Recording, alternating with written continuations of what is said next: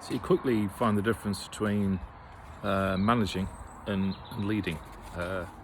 Well, I can say that many years on, but at the time I didn't really understand who manages and who leads.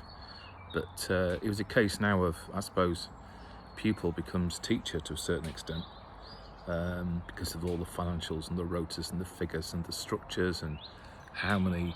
We had this problem where you'd suddenly get on a Thursday, find out there was an event on Friday or Sunday. It was bizarre. It's impossible. It's so infuriating.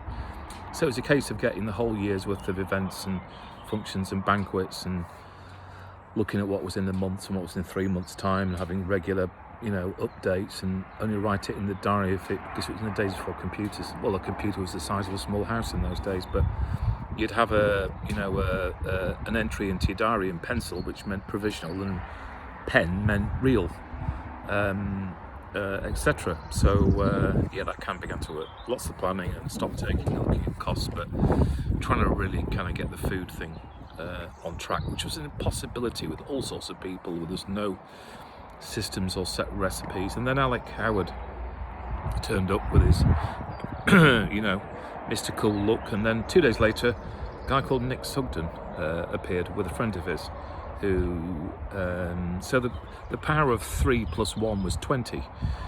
We managed to put the balance back. We got the disaster. And a quick funny story, because I know that Nick's presently in hospital in Halifax, and I hope he's doing well, but quick one. So I worked with Nick many hundreds of years ago. Quick one. So Nick used to play some really awful tricks onto us in the kitchen, and but always very, very light-hearted.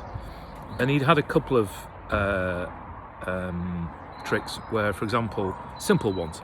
You'd sit talking to him at a meeting, and as you were chatting, because I used to have a bad habit of walking around with my apron strings undone, he would pick up the apron strings gently without you realising and tie it round the foot of a chair. He could do that actually when he was talking to you, and then you get up and drag the chair along. So we got a massive roll of industrial Clingfilm, the plastic. We got his Ford Fiesta, the bum with that horrible horn thing on it. And one night we wrapped.